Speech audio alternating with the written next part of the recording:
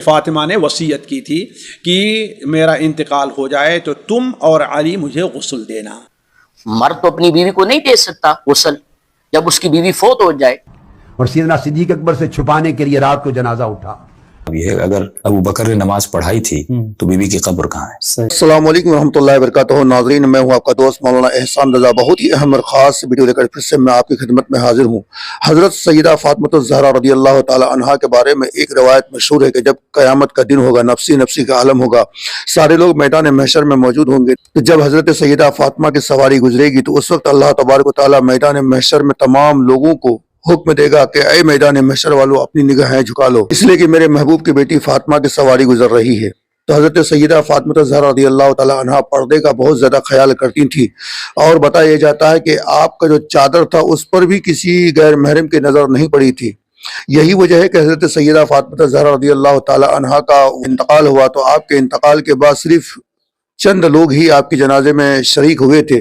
तो आज बहुत ही अहम वीडियो है क्योंकि मैं बताने वाला हूँ, खुलासा करने वाला हूँ कि हज़रत सैयदा फ़ातिमा ज़हरा रज़ियल्लाहु ताला अन्हा की रूह किसने कब्ज़ की थी, मलकुल मौत ने या किसी और ने। और साथ ही ये बताऊंगा सैयदा फ़ातिमा ज़हरा रज़ियल्लाहु ताला अन्हा का गुस्ल किसने दिया था। वही अगर शरीयत पर नज़र डालें तो बीवी के इंतकाल के बाद शोहर उसको छू नहीं सकता है, जिस्म में हाथ लगा नहीं सकता है। तो फिर हज़रत मौलाए कायनात रज़ियल्लाहु ताला उन्होंने सैयदा फातिमा को गुस्ल क्यों और कैसे दिया और जनाजे की नमाज किसने पढ़ाई थी, तो सारी चीज़ों का मैं आज खुलासा करने वाला हूँ। बहुत ही अहम वीडियो है। इस वीडियो में उलमाए शिया, उलमाए अहले हदीस, उलमाए देवबंद और उलमाए अहले सुन्नत वल जमात बरेलवी सभी शामिल हैं। तमाम उलमाए किराम की बातों को दिखाऊंगा और सुनाऊंगा। तो बहुत ही अहम और दिलचस्प वीडियो होने वाली है। चलिए हम सब मिलकर वीडियो को देखते हैं। अहले सुन्नत वाले कहते हैं कि फातिमा ज़हरा सलामुल्लाह का जनाजा अबू बकर सिद्दीक ने पढ़ाया है, ये सही है या गलत है? जी है। अगर कोई भी ब्रदर कॉल करे तो ये अगर कहते हैं अहले सुन्नत, कहते हैं रेफरेंस दें कि अहले सुन्नत ने भी कहा है तो उनकी किस किताब में ये लिखा हुआ है। हमारे यहाँ जो मकतब तशय्युअ में है कि जनाजा रात को उठा था और रात में इनमें से कोई शरीक नहीं था। और इसका एक हल्ली जवाब होता है, एक नक़ज़ी जवाब। बेहतरीन नक़ज़ी जवाब ये है, अगर अबू बकर ने नमाज पढ़ाई थी तो बीवी की कब्र कहाँ है? सही, इसका जवाब ये सीधी सी बात है। अगर उन्होंने पढ़ाई थी तो कब्र का पता कब्र का निशान होना चाहिए था। तो कहाँ है बीवी की कब्र? वो बता दें उनके हवारियीन या उनके जो मानने वाले हैं उनसे पूछ के खलीफा मुस्लिमीन ने पढ़ाई। अच्छा, इनमें इनकी किसी किताब में भी ये नहीं लिखा हुआ है। नहीं, अगर पढ़ाई थी तो उस कब्र का बता दें। बहुत मखसूस लोग शरीक थे उसमें, तो बस उसमें मखसूस लोग शरीक थे। और बीबी की वसीयत थी कि रात में, और मौला अली की विलायत के लिए सैयदा का वजूद ही काफी है कि रसूल की बेटी।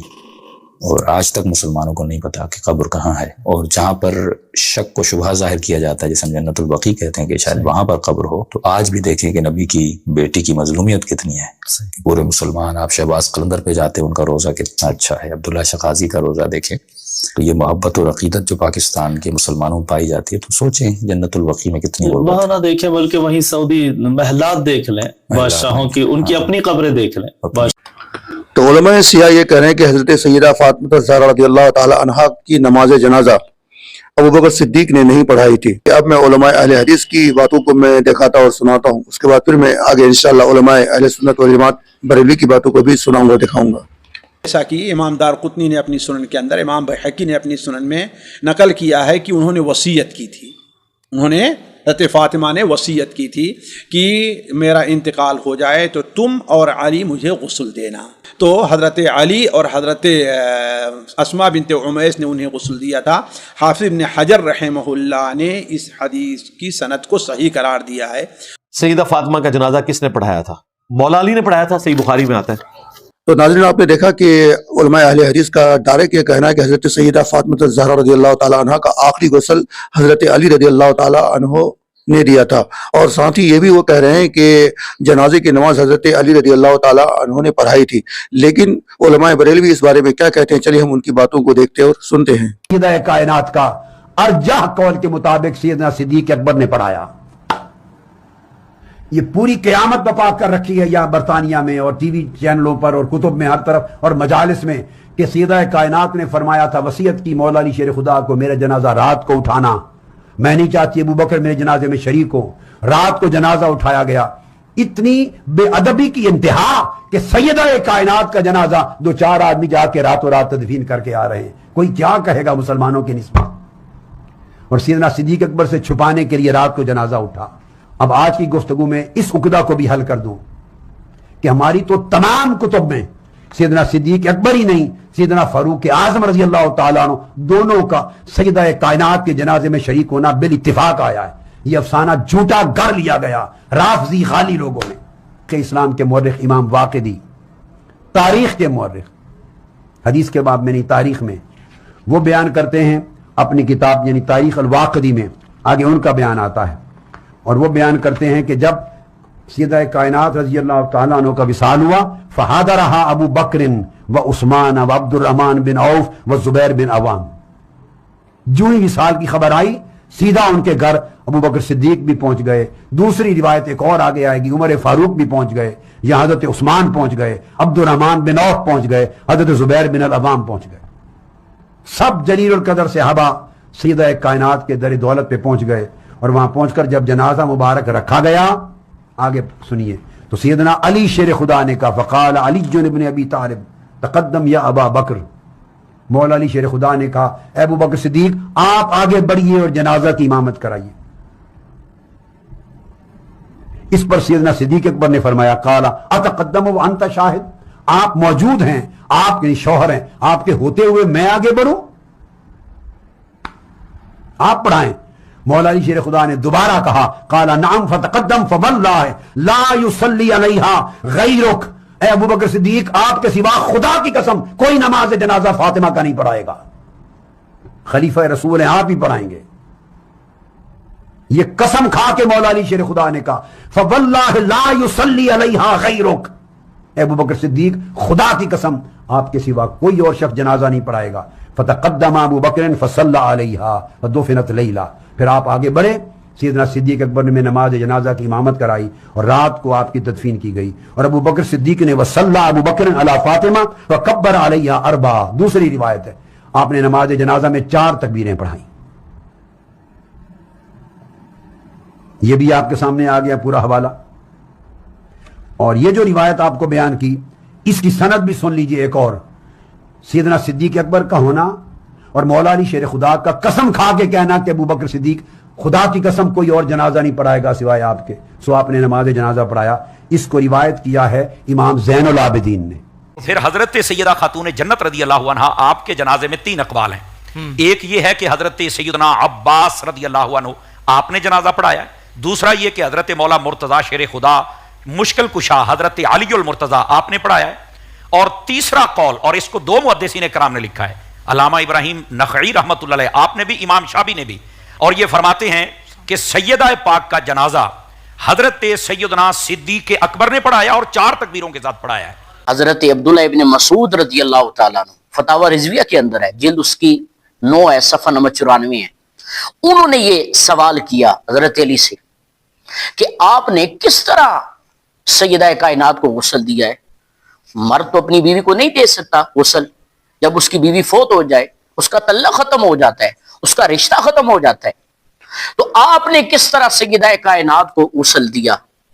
تو اس پر مولا کائنات مولا علی المرتضیٰ نے فرمایا کہ مجھے نبی پاک صلی اللہ علیہ وسلم نے فرمایا تھا علی یہ فاطمہ تیری دنیا کے اندر بھی بیوی ہے اور آخرت کے اندر بھی بیوی ہے۔ اور سیدہ کائنات فاطمہ الزہرا 3 نسبتوں کے ذریعے سے ممتاز ہیں۔ ان کے ساتھ بڑی نسبت یہ ہے کہ وہ دختر رسول ہیں، ان کے ساتھ دوسری نسبت یہ ہے کہ وہ حیدر کرار کی زوجہ مطہرہ ہیں، ان کے ساتھ تیسری نسبت ہے کہ وہ حسنین کریمین کی ماں ہیں، چوتھی فضیلت یہ ہے کہ میرے آقا نے انہیں جنتی خواتین کی سردار کہا ہے۔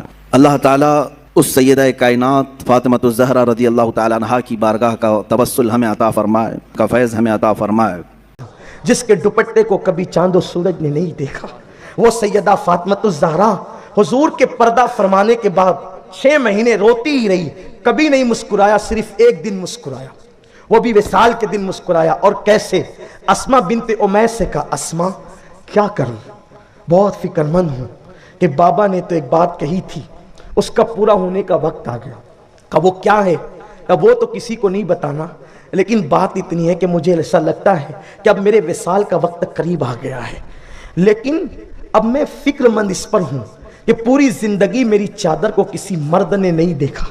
مدینہ منورہ کے اندر رواج ہے، مدینہ طیبہ میں رواج ہے کہ جب کسی کا انتقال ہوتا ہے تو اس کو چارپائی پہ ڈال کر لے جاتے ہیں اور ایک چادر اس پہ ڈال دیتے ہیں، تو جو چادر مجھ پہ پڑی ہوگی اس چادر پر کسی مرد کی نظر پڑ گئی تو، جبکہ میری چادر پر کبھی کسی مرد کی نظر نہیں پڑی۔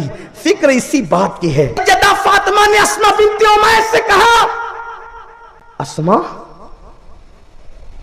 جب وہ چادر میرے جسم پہ پڑی ہوگی کسی مرد کی نظر پڑ گئی تو کیا ہوگا؟ اسماء نے کہا کہ میں مدینہ منورہ کے باہر ایک شہر میں گئی تھی تو میں نے وہاں دیکھا کہ جنازہ لوگ چارپائی پہ نہیں لے جاتے بلکہ ڈولی میں لے جاتے، جو آج کل جنازہ اپنے یہاں رائج ہے ہندوستان میں، اس میں لے کر جاتے، اوپر سے چھتری بھی ہوتی ہے، تو اس کی وجہ سے جسم اندر رہ جاتا ہے اور پھر چادر پر کسی کی نظر نہیں پڑتی۔ اور میں نے اس کو دیکھا ہے، میں اس کو بے عین ہی ایسے ہی بنا سکتی ہوں۔ باپ کے غم میں 6 مہینے تک رونے والی فاطمہ جب وہ جنازہ بن کر کے آیا تو لبوں پر اطمینان کی مسکراہٹ پہلی بار آ گئی۔ کیوں؟